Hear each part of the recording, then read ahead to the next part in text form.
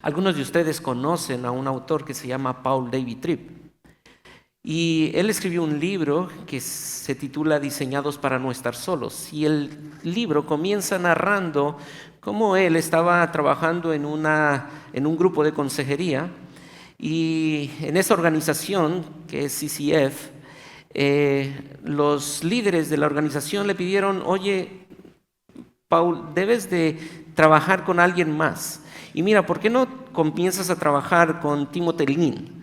Y tú conoces a él, tú sabes cómo han convivido y cómo ustedes tienen la misma visión y pueden trabajar juntos y servir en este ministerio. Así que Paul David Tripp acepta esa colaboración con Timothy Lane y comienzan a trabajar.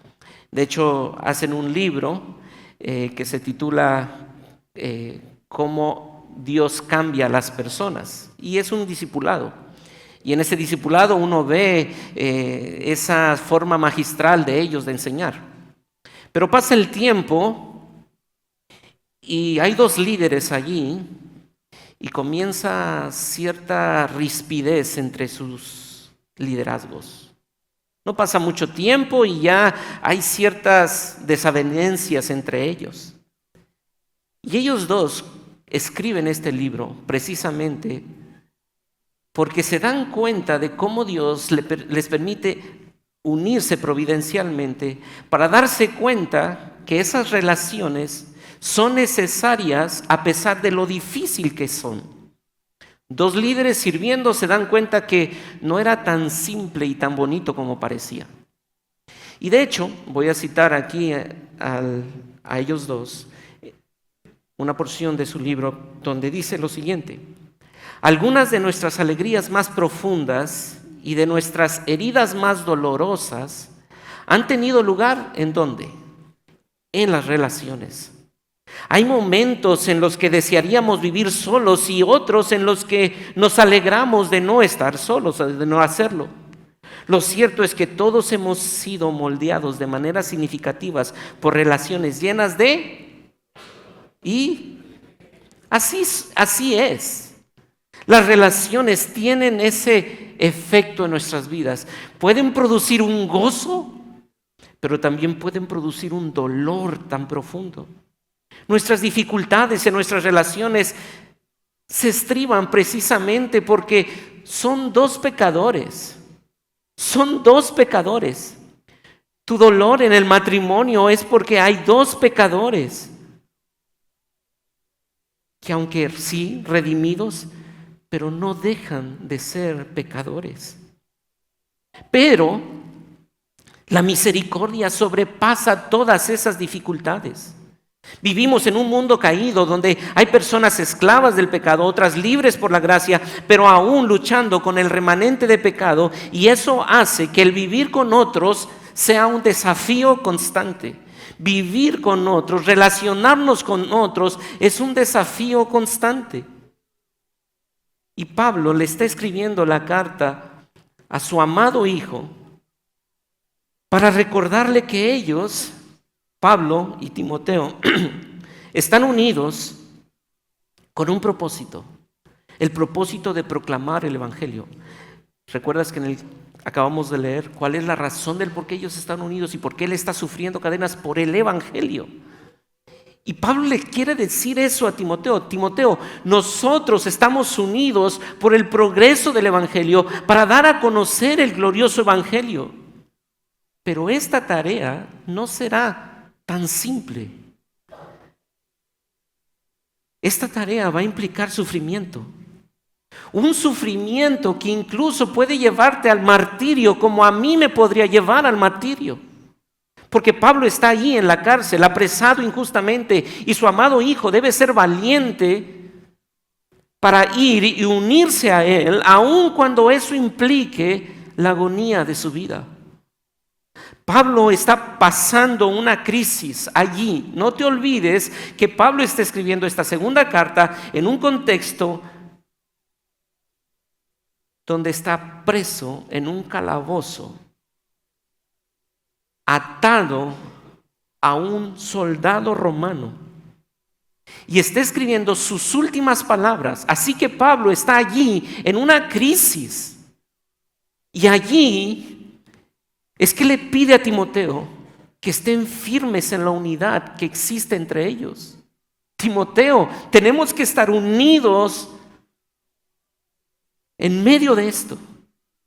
Y es que, déjame decirte algo,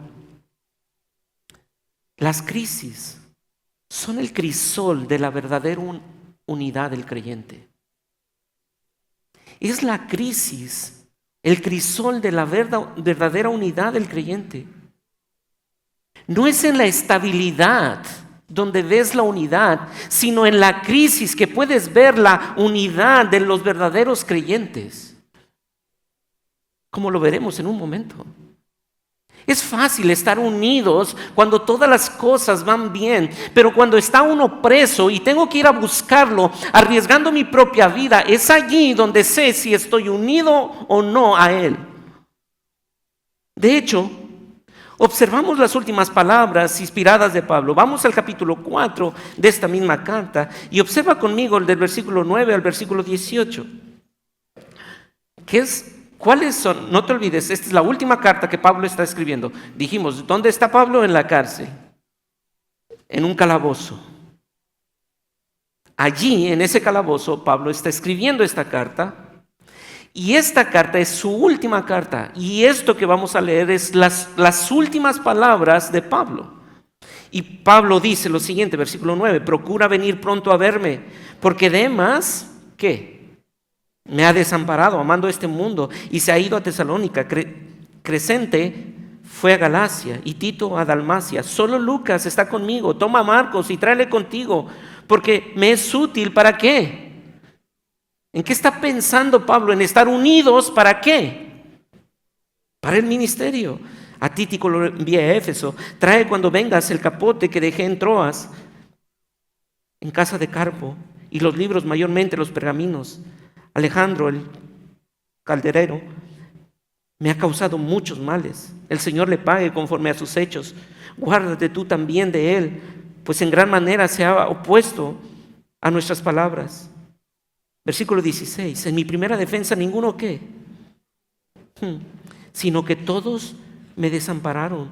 No les sea tomado en cuenta, pero el Señor estuvo a mi lado y me dio fuerza para que por mí fuese cumplida la predicación y que todos los gentiles oyesen. Así fui librado de toda obra mala y me preservará para su reino celestial. A Él sea la gloria por los siglos de los siglos. Amén. ¿Qué es lo que notas en estas últimas palabras de Pablo? Timoteo, debes estar aquí porque todos me han desamparado y hay unos cuantos que debemos de permanecer unidos para el progreso del evangelio.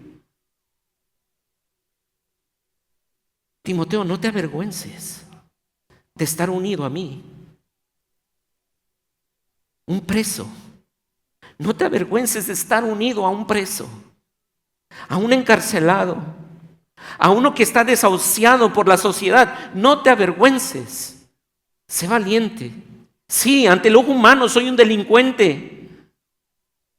Sí, ante el ojo humano no tengo valor alguno. Pero tú y yo estamos unidos por el progreso del evangelio. Y como lo dice en el versículo 12 del capítulo 1, yo sé en quién he creído y estoy seguro que es poderoso para guardar mi depósito para aquel día. Así que Pablo está exhortando a este joven Timoteo a mantenerse unido porque conocía a quien lo había unido. ¿Quién había sido el vínculo entre Timoteo y Pablo? Entre Timoteo y Lucas, entre Timoteo y Juan Marcos. ¿Quién los había unido? Aquel que es poderoso para guardar el depósito para aquel día. Y hermanos, porque Dios nos ha unido,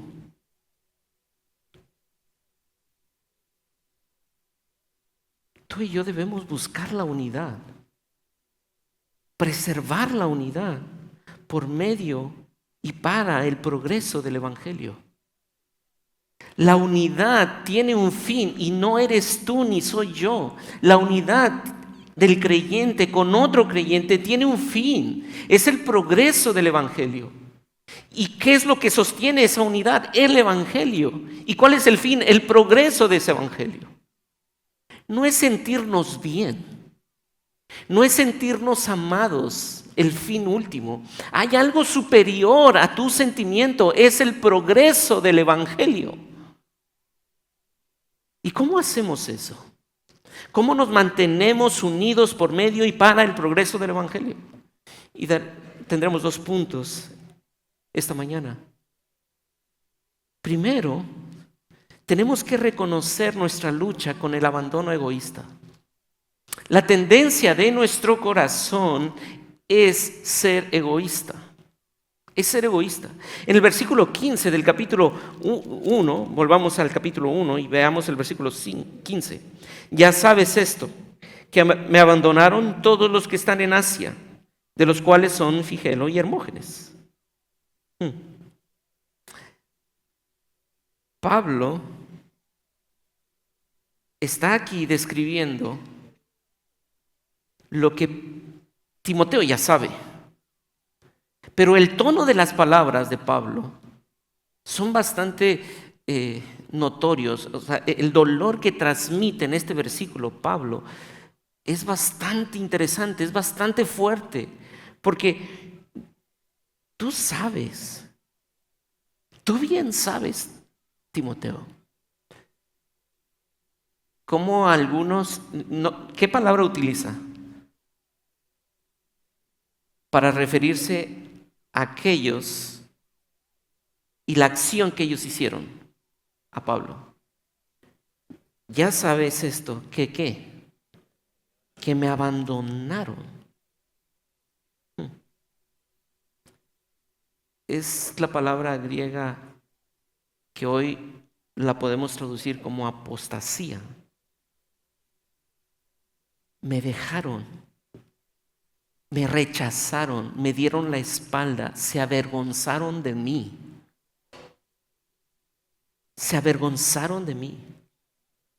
Estas personas de Asia Menor, principalmente, donde está Éfeso, estos, donde yo invertí 3 años de mi vida, no había una región, no hubo una región donde Pablo haya invertido más tiempo que en Asia Menor. Y estos que recibieron 3 años del ministerio público del apóstol Pablo, lo abandonaron. Varios de ellos estaban con él mientras la iglesia crecía, esa iglesia de Éfeso. Varios de ellos animaban al apóstol Pablo cuando veían que las personas venían y se congregaban y le decían: Pablo, qué bueno que estás aquí con nosotros. Mientras su reputación de ellos no fuera afectada, estaban unidos a Pablo. Pero el día en el que eso cambió, cuando Pablo ya no era el popular, sino era el perseguido, muchos de ellos lo abandonaron. Esos de Asia lo abandonaron. Esos que le acompañaban y le elogiaban, le abandonaron. Y estos eran representados por 2 hombres, Figelo y Hermógenes. Ahora, sé que cada uno de nosotros podemos comenzar a concluir y decir: qué miserables, qué ingratos, Figelo y Hermógenes, y todos los de Asia. Pero no juzguemos con demasiada dureza a los de Asia, porque cuando observamos el contexto nos damos cuenta que no era tan ilógico abandonar a Pablo. De hecho, encontramos algunas buenas razones, humanamente hablando, para abandonar a Pablo.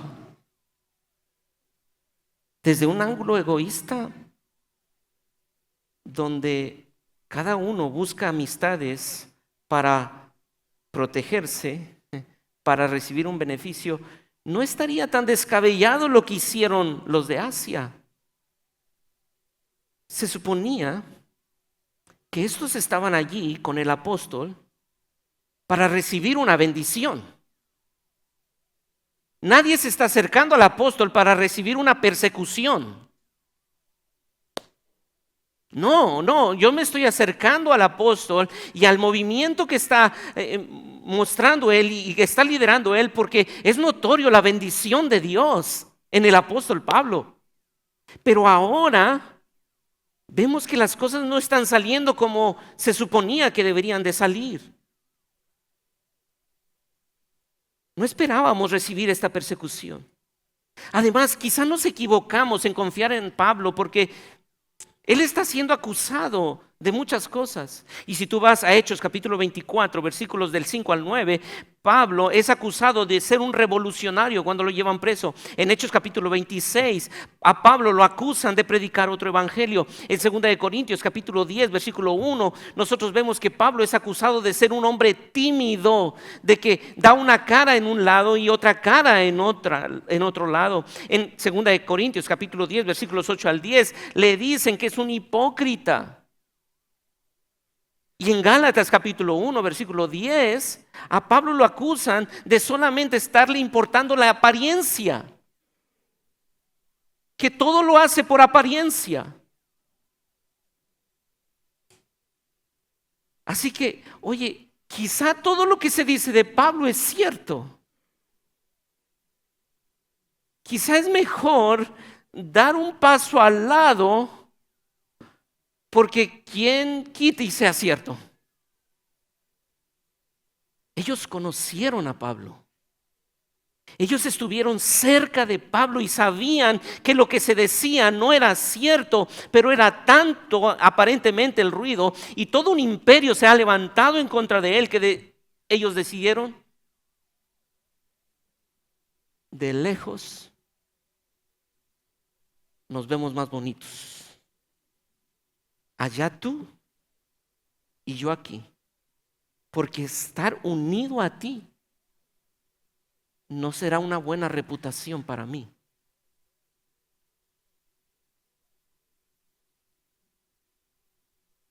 Y es que el pecado en nuestras relaciones tiende a hacer eso. Nuestro pecado, nuestro corazón egoísta tiende a hacer eso. ¿Por qué tú y yo buscamos relaciones? Pocas veces, a menos que sea el poder del Espíritu Santo obrando en nosotros, buscamos relaciones para el bien del otro. Casi siempre buscamos relaciones que me den algo. ¿Qué beneficio obtengo? No es cómo puedo darle al otro, es qué me puede dar el otro. Y cuando eso se rompe, cuando ya no me está dando lo que yo esperaba de esa relación, entonces lo mejor es cada quien, porque no me está dando lo que se suponía que me debía de dar esta relación. Y eso se llama pecado. Y nuestras relaciones normalmente están bañadas por el pecado que tiende, uno, a aislarnos, como en el caso de los de Asia, o en otro extremo, cuando esa relación se vuelve interdependiente y se vuelve tóxica, donde no podemos vivir el uno sin el otro y sentimos que si no está esa persona me muero. Y ambos son pecado. Los de Asia se aislaron y abandonaron a Pablo buscando su autoprotección. Pero esa es la tendencia desde Génesis 3. Tú recordarás en Génesis 3 cuando llega el pecado, ¿qué hace Adán y Eva? ¿Recuerdas qué hace Adán y Eva? Se esconden, se autoprotegen por el pecado, no quieren estar unidos. Lo que había sido hermoso en el diseño inicial, ahora el pecado lo corrompe y ambos se excluyen el uno al otro y se esconden, buscando una autoprotección. Y déjame aplicarlo. Porque la tendencia de nuestro corazón en el momento de la crisis no es a unirnos, es a separarnos, es a aislarnos, es a autoprotegernos. Pero quiero pedirte que me acompañes a Efesios. capítulo 4.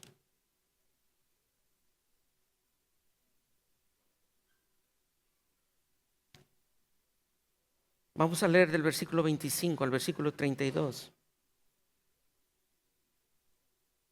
Por lo cual, desechando la mentira, hablad verdad cada uno con su prójimo, porque somos miembros los unos de los otros. Airaos, pero no pequéis, no se ponga el sol sobre vuestro enojo, ni deis lugar al diablo. El que hurtaba no hurte más, sino trabaje haciendo con sus manos lo que es bueno, para que tenga que compartir con el que padece necesidad.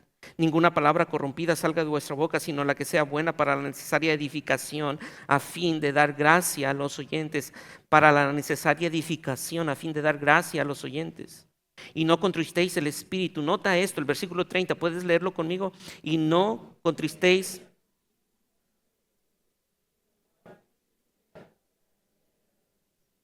Quítese de vosotros toda amargura, enojo, ira, gritería, maledicencia y toda malicia. Antes sed benignos unos con otros, misericordiosos, perdonándonos unos a otros, como Dios también nos perdonó a vosotros en Cristo.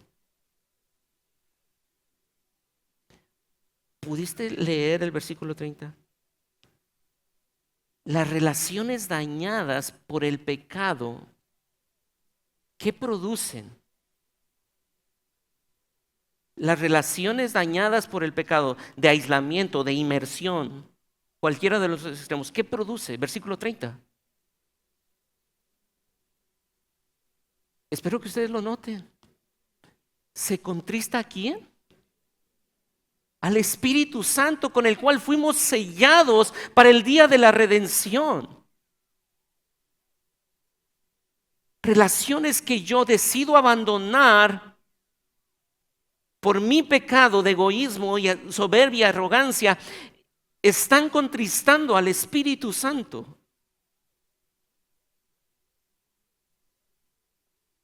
Porque lo que el Espíritu Santo ha hecho es unirnos. Y nosotros decidimos separarnos por nuestro pecado. Y hermanos, quiero animarte a pensar que no se trata de una relación quebrada entre dos personas solamente. Estás afectando el reino de Dios y el progreso del Evangelio porque estás contristando al Espíritu Santo. No es un asunto entre dos personas, es un asunto trinitario. Está allí Dios trino. Cuando Dios te ha unido,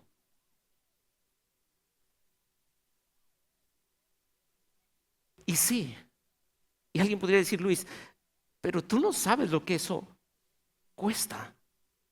Mantenerse unido a pesar de el pecado, sí. Sí, todo lo doloroso que experimentamos en nuestras relaciones es real, pero tiene un objetivo: recordarnos nuestra necesidad que tenemos de Él.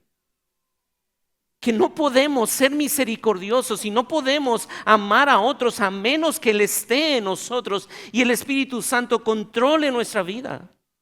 Y todo lo bueno que experimentamos pretende ser una metáfora de lo que solamente podemos encontrar en Él. Si yo puedo otorgar misericordia y gracia y unirme a esos hombres y mujeres que Dios me ha dado para el progreso del Evangelio, es solamente como una bocina de lo que Dios es para mí. Porque no estoy unido a esa persona por el bien que Él me ha dado, sino por el bien que yo le puedo dar. Y eso es lo que refleja el Evangelio. Y este es el segundo punto. Esto nos lleva al segundo punto. Dijimos entonces que porque Dios nos ha unido, debemos buscar la unidad por medio y para el progreso del Evangelio. Número 1, reconociendo nuestra lucha con el abandono egoísta, al igual que los de Asia, Figelo y Hermógenes. Pero el punto número 2 es comprometiéndonos a mantener la unidad sobre la misericordia. Tú y yo no construimos la unidad. Tú y yo solamente mantenemos la unidad, porque la unidad yo no la produzco. El Espíritu Santo y la obra del Dios Trino me ha unido a un cuerpo llamado la iglesia. Y ahora Pablo, en estos 3 versículos, del versículo 16, 17 y 18, va a pasar de la oscuridad a la luz. Como que el versículo 15 pone un cuadro oscuro, tenebroso, pero el versículo 16, 17 y 18 nos muestra lo contrastante que es vivir por medio del Evangelio y para el progreso del Evangelio. Y Él nos va a dar un ejemplo de esto. ¿Y quién es? ¿Cómo se llama el ejemplo de un hombre que se unió a Pablo por medio del Evangelio y para el progreso del Evangelio? Se llama Onesíforo. Alguien me decía, qué nombrecito. Y yo creo que los de antaño dirían, ¿cómo te llamas, Luis? Uy, qué nombrecito. Esos nombres eran comunes en aquel entonces. Quizá Luis, Marco, Omar. No sería tan común, pero Onesíforo fue un hombre que de hecho su nombre tiene un significado: portador de beneficios. Onesíforo es un portador de beneficios, un mensajero de valor, de gozo, de ánimo. Y en 2 de Timoteo capítulo 1, versículo 16, tenga el Señor misericordia de la casa de Onesíforo, porque muchas veces me confortó y no se avergonzó de mis cadenas, sino que cuando estuvo en Roma me buscó solícitamente y me halló. Concédale el Señor que haya misericordia cerca del Señor en aquel día, y cuanto nos ayudó en Éfeso, tú lo sabes mejor. Onesíforo, en todos los aspectos que Pablo refiere a él, es un hombre que en verdad hace honor a su nombre, hace honor. ¿Y por qué? ¿Por qué decimos eso? Porque Pablo describe lo que Onesíforo hizo con él. Primero dice que lo confortó. Y esta palabra confortar significa reanimar, revivir, energizar, energizar. ¿Dónde está Pablo? En una cárcel, en un calabozo de más adentro, encadenado a un soldado romano, y allí llega Onesíforo y no lleva dinero. Pablo no tenía ahí necesidad de dinero. Ahí Pablo no tenía necesidad de llevarle comida, de un banquete. No, lo que él ocupaba era a Onesíforo. Y su presencia allí confortó el corazón, reanimó el corazón, revivió el corazón de Pablo. Pero no solamente confortó, sino contrastante al versículo 15, Onesíforo no se avergonzó, no le dio la espalda, no huyó por las cadenas de Pablo, no se avergonzó. Y de hecho, esta misma expresión es lo que Pablo le dice a Timoteo. ¿Recuerdas en el capítulo 1, versículo 8? Por tanto, ¿qué? ¿Recuerdas el versículo 8? Por tanto, ¿qué? No te avergüences. No te avergüences de dar testimonio de nuestro Señor Jesucristo y de mí. Y ahora le pone el ejemplo. Mira, Timoteo, tú no te debes de avergonzar. Y seguramente Timoteo en su mente estaba pensando, wow, Pablo, me estás pidiendo algo que es muy difícil. Porque tú conoces mi temperamento tímido y me da temor. Cada vez que me preguntan si yo soy tu discípulo, me da temor porque no sé si eso me va a causar la muerte. Y Pablo le dice, ahora no solamente no te avergüences de dar testimonio de nuestro Señor Jesucristo y de mí, y te pongo un ejemplo. Onesíforo vino a confortarme y no se avergonzó de mis prisiones. Bueno, qué bueno que Onesíforo hizo eso. Pero Pablo continúa diciendo, no se avergonzó, sino que hizo algo más. ¿Qué hizo? Versículo 17. sino que cuando estuvo en Roma, me buscó solícitamente, buscó diligentemente. Muchos creen que Onesíforo llegó con un objetivo laboral. Algunos comentaristas mencionan que fue más un pretexto con tal de estar con Pablo. Y eso me hizo pensar en cuántos misioneros entran a una ciudad con un tema laboral, pero realmente la intención es proclamar el evangelio. Y Pablo está hablando de Onesíforo como un hombre que llegó a Roma, pero el fin no era llegar a Roma, era buscar diligentemente a Pablo. Y llega a Roma buscando a Pablo hasta que lo encontró. Hasta que lo encontró. Y este versículo 18 tiene un juego de palabras. El versículo 17 y 18 tienen un juego de palabras de la misericordia. En un momento lo mencionaré, pero es interesante que entonces Onesíforo se mantiene unido a Pablo por medio y para el progreso del evangelio. ¿Y cómo lo hace? Lo hace confortando a Pablo, no avergonzándose de Pablo, buscando diligentemente a Pablo, encontrando sin descanso a Pablo. Y ahora, en la última parte del versículo 18, Pablo le dice, y tú sabes, Timoteo, cuánto Él nos ha ayudado.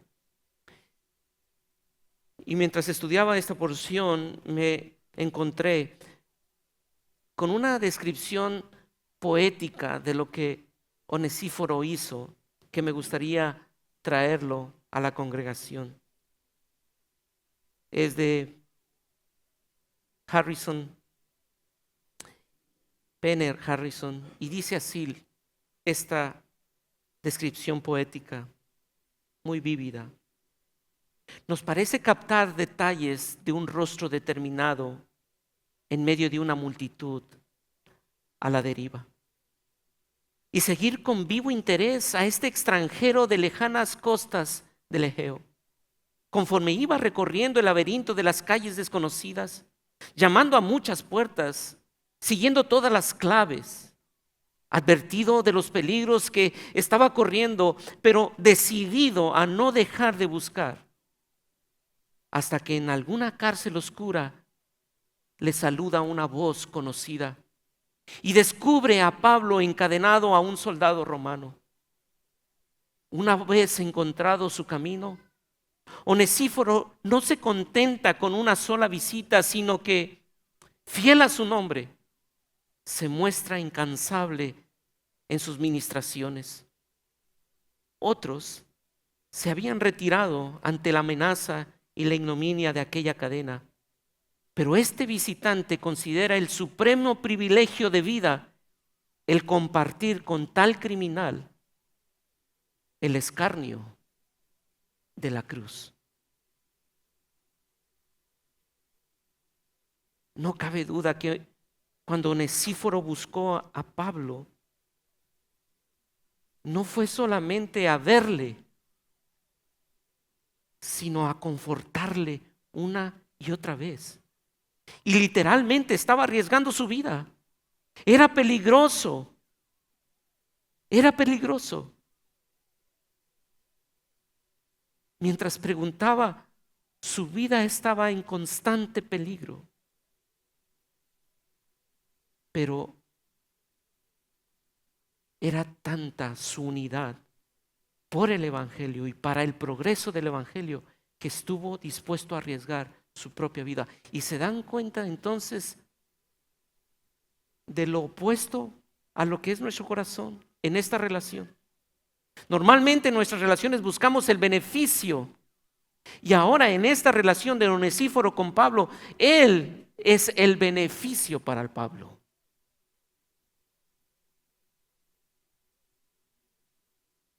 Y esto es la intención de Pablo, contrastar a Hermógenes y a Figelo con este hombre llamado Onesíforo. No, no sabemos más, no sabemos más. Onesíforo no vuelve a aparecer en la narrativa bíblica. Lo único que sabemos es esto. ¿Y por qué Pablo va a describir a Onesíforo de esta forma? ¿Por qué Pablo habla de él y no de Lucas, que también está con él? ¿Por qué no habla de Bernabé? ¿Por qué no habla de Marcos? ¿Por qué? ¿Por qué habla de Onesíforo de esta forma? Porque muchas veces los consuelos no vienen de las personas que esperas, sino que Dios envía amigos que consuelan el corazón en el momento preciso. En el momento preciso. Y eso me hace recordar lo que el escritor de Hebreos en el capítulo 4, versículo 15 dice: porque no tenemos un sumo sacerdote incapaz de compadecerse de nuestras debilidades, sino que uno que ha sido tentado en todo de la misma manera que nosotros, aunque sin pecado. Así que acerquémonos confiadamente al trono de la gracia para recibir la misericordia y encontrar la gracia que nos ayude. ¿Cuándo? Oportunamente, en el oportuno socorro, dice la Reina Valera 1960. Nos ayuda oportunamente. Y Dios utiliza instrumentos que no son los que uno supone que debe de ser. Usa otros instrumentos que vienen a confortar nuestros corazones. Dios nos provee de esos abrazos que nos hagan sentir que Él está con nosotros. Porque no fuimos diseñados para estar solos, sino que fuimos hechos a la imagen de Dios. Y nuestro Dios no es un Dios aislado. Nuestro Dios no es un Dios que se aísla. Es un Dios que vive en una comunidad trinitaria. Y eso es lo que ustedes y yo representamos aquí, una unidad que refleja la unidad trinitaria. Hermanos, por eso quiero pedirte que tú entiendas que una relación rota entre miembros de la iglesia no está reflejando la gloria de Dios. No está reflejando la unidad trinitaria a la cual hemos sido llamados a reflejar. ¿Qué motivó a Onesíforo a hacer esto? Pablo. ¿Fue Pablo? Sí, yo quiero estar con él. O sea, hay tanto beneficio de estar cerca de la cárcel de Pablo. ¿Qué fue? ¿Qué le motivaba a arriesgar su vida? Y nota lo que Pablo pide acerca de Onesíforo. Versículo 16: tenga el Señor misericordia de quién. Algunos creen que posiblemente Onesíforo ya estaba muerto. A mí no tengo elementos para creer eso. Más bien, yo creo que Onesíforo aquí está arriesgando su vida, y no solamente su vida. ¿Qué está arriesgando cuando va a buscar a Pablo y ser llevado preso? A su propia familia. ¿Quién eres, Onesíforo? ¿Dónde vives? En Asia Menor. ¿Tienes familia? Sí. ¿Quiénes son? Vamos a ir por ellos, y los vamos a traer presos. Así que no había un beneficio, que era lo que motivaba entonces a Onesíforo a ir a buscar al encarcelado: la misericordia. Porque nota que 2 veces Pablo pide misericordia para la casa de Onesíforo. Y versículo 18, una misericordia escatológica, cuando ese día glorioso escatológico halle misericordia a Onesíforo. ¿Y por qué? ¿Por qué pide misericordia? Porque Él está mostrando misericordia.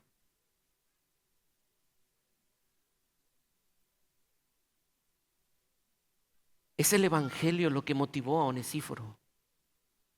Es evangelio de misericordia, no de retribución, sino de misericordia. Tú y yo estamos tan acostumbrados a vivir una vida retributiva en nuestras relaciones.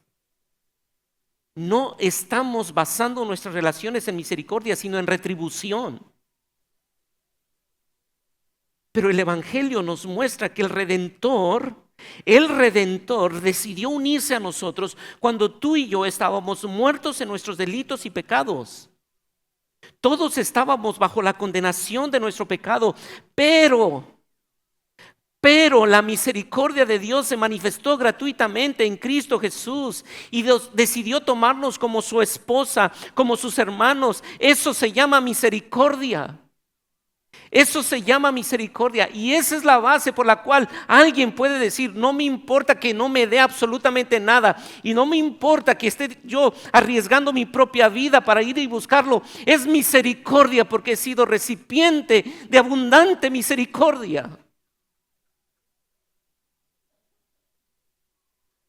Y es que la misericordia es un don que todos deseamos y disfrutamos. Voy a decirlo nuevamente. La misericordia es un don que todos deseamos y todos disfrutamos, pero nadie quiere dar realmente misericordia. Déjenme ilustrarlo así. ¿A cuántos les gustaría recibir un regalo, hombres que están aquí? ¿A cuántos les gustaría recibir un regalo el día de hoy que esté allá afuera, que sea un carro último modelo, que ustedes digan: este es el carro de mis sueños? ¿A cuántos les gustaría recibir eso? Levante la mano. Amén, ¿verdad? Amén. El hermano, alguien anda vendiendo carros, ahí pueden ustedes. Y que nos digan: Luis, te quiero regalar este carro. Ten, es tuyo. ¿Pero por qué, hermano? Por pura misericordia. Ten, disfrútalo. Disfrútalo. Yo saldría diciendo: wow, qué hermosa misericordia. De verdad, o sea, me está revelando, ese hermano me está revelando la misericordia. Qué hermosa misericordia. A todos nos gustaría eso, ¿cierto? Pero hoy a ti te toca dar las llaves de tu carro y dárselo por pura misericordia a alguien. Y mira cómo tu corazón ya no lo ve como tan bello, tan hermoso, tan disfrutable. Porque a todos nos gusta recibir misericordia. A todos nos gusta recibir misericordia. Pero a nadie le gusta pagar el costo por la misericordia. Sí, nos gustan las manifestaciones superficiales de la misericordia. Vamos por la calle y 10 pesos a esa persona que está allí mendigando el pan. Y eso está bien, está bien. Pero la misericordia es más que eso. La misericordia te cuesta, no las miserias de 10 pesos. La verdadera misericordia da su propia vida. Lamentablemente hemos concebido la misericordia como un sentimiento, pero realmente la misericordia son acciones, es una actitud hacia los demás que determina todo lo que decimos y hacemos. La misericordia presta atención a las angustias de los demás y se da cuenta de las debilidades y fracasos. Y cuando esas personas son débiles y fracasan, nuestros ojos que se posan y son controlados por una cosmovisión bíblica se llenan de compasión y misericordia y no de juicio pecaminoso. Pero es tan fácil ver cómo se levanta nuestro juez que retribuye con facilidad. Pero la misericordia No hace una crítica pecaminosa, sino que busca el bien. Eso no tiene que ver con que haya consecuencias por un pecado. Eso tiene que ver con mi actitud hacia las otras personas. La misericordia es más costosa de lo que nos imaginamos. Y cuando llega esa factura del costo, tendemos a estar menos enamorados de su belleza. Y quisiera definir la misericordia, porque la definición de la misericordia a veces es confusa. Y es como la fe. ¿Qué es fe? Creer. ¿Ok? ¿Qué es creer? Pues es fe. Y hacemos un círculo allí. Pero ¿qué es misericordia? ¿Qué es misericordia? Misericordia es compasión, combinada con paciencia y acción, motivada por el perdón. Misericordia es compasión, como yo espero que la gran mayoría de los que están aquí escucharon el sermón del pastor Miguel Núñez el domingo pasado. Si no lo has escuchado, sería bueno que lo escucharas. La compasión combinada con paciencia y acción. No es solamente paciencia, es acción por el bien del otro, como lo vemos en Onesíforo, y motivada por el perdón. Así que por lo menos encontramos 3 elementos. Compasión. La compasión es una profunda conciencia del sufrimiento ajeno que nos lleva a ayudar. Ve más allá de las propias necesidades personales y ve con ojos de compasión las dificultades. Perdón. El perdón. Si tú has de tener misericordia, tienes que revestirte de perdón. El perdón libera a la otra persona por una ofensa sin tratarlo como un criminal. Lo perdona. Paciencia. La tolerancia es paciencia ante la provocación. Es estar dispuesto a estar al lado de alguien que tiene problemas, aunque eso haga la vida más difícil. Es estar dispuesto a estar al lado de alguien que tiene problemas, aunque eso haga la vida más difícil. La tendencia es que cuando las cosas se ponen difíciles, ¿qué hacemos? No es estar al lado de esa persona, es ausentarnos de esa persona. Así que la misericordia mira los problemas de los demás y se preocupa, actúa, perdona y persevera. Y hoy quiero decirte, mi querido oyente, esta misericordia fluye únicamente de entender el glorioso evangelio. Tú no puedes otorgar esta misericordia a menos que hayas recibido el gran regalo de misericordia por medio del evangelio. No puedes. Y hoy te quiero invitar, si tú no has creído en el evangelio, cree en el evangelio. Cree en el evangelio. ¿Qué es ese evangelio? Que Cristo Jesús vino al mundo para salvar a los pecadores, que tú y yo éramos los primeros, pero por el glorioso evangelio de Cristo, que vino a perdonar, hoy tú puedes otorgar esa misericordia. Solo la misericordia otorgada en el evangelio será una fuente constante para que nosotros nos mantengamos unidos por misericordia. Es la misericordia el lazo que podrá unir cada día nuestros corazones. Es la misericordia el lazo que podrá unir cada día nuestros corazones. Y déjenme terminar con algunas aplicaciones. Iglesia, primeramente queremos darles gracias porque en muchas ocasiones han mostrado misericordia. Escuchar de hermanos que están padeciendo y de repente esos hermanos decirnos: vino tal hermana, vino tal hermano y estuvo dispuesto a limpiar la casa y traerme algo de comida. y un hermano me depositó tal cantidad y gracias, hermanos, gracias. Gracias, iglesia. Gracias.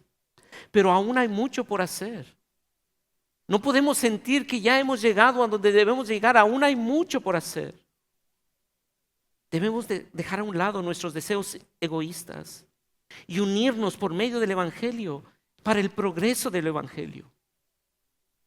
Salgamos a amar a otros. Amemos a nuestros pastores, a los líderes de tu grupo pequeño. Amemos a los hermanos que se preparan para el progreso del Evangelio. Amemos a ellos. Unámonos a ellos. Y van a pasar adversidades, pero unámonos a ellos y estemos dispuestos a caminar en medio de la dificultad con ellos. Necesitamos de hombres y mujeres de buen testimonio y llenos del Espíritu Santo que nos organicen y nos digan: oye, ¿por qué no hablas con tal? ¿Por qué no hablamos con el misionero Héctor? ¿Por qué no hablamos con el misionero Krim? Y cargamos sus cargas y oramos con ellos y nos unimos a ellos. Para que ellos nos sepan que no están solos allí lejos. ¿Por qué no vas un día a la casa de alguno de los pastores y te sientas con ellos y solamente le dices: pastor, vengo a orar contigo? No te traigo comida, no te traigo dinero, no te traigo un regalo. Solamente quiero venir a orar contigo y orar por tu familia. ¿Cuándo fue la última vez que tú, como miembro de un grupo pequeño, oraste con uno de tus líderes y dijiste: hermano, ¿me permitirías orar contigo? Quiero cargar contigo la carga de ser líder de este grupo pequeño. No es fácil, pero quiero cargar contigo esa carga.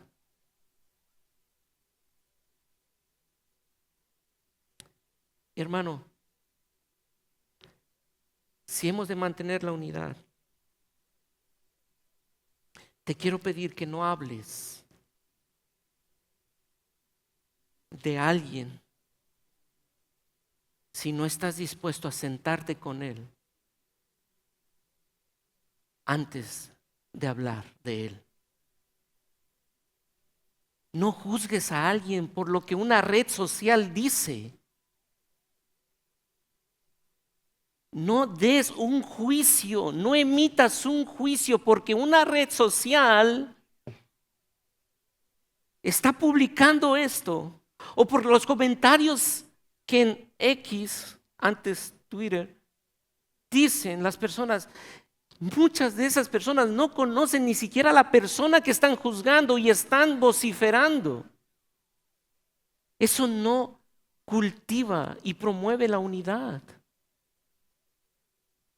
Así que, porque Dios nos ha unido, debemos buscar la unidad por medio y para el progreso del Evangelio, reconociendo y luchando con nuestro egoísmo.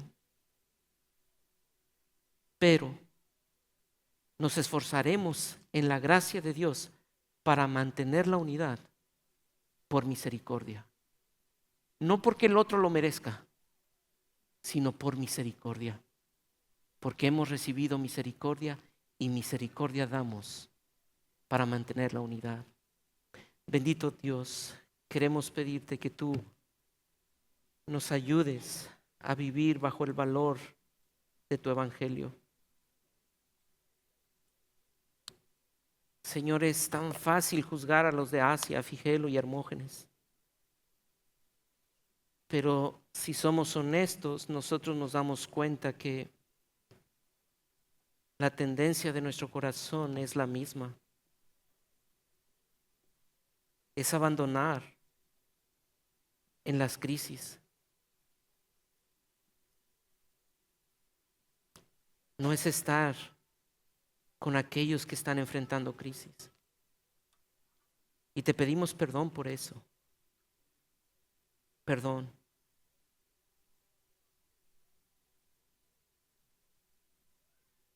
Pero queremos hoy pedirte que nos ayudes.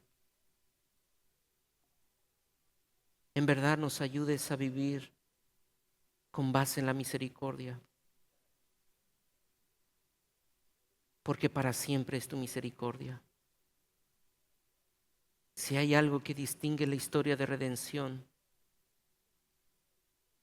y donde diariamente nosotros vemos y disfrutamos, no es el juicio, sino es la misericordia.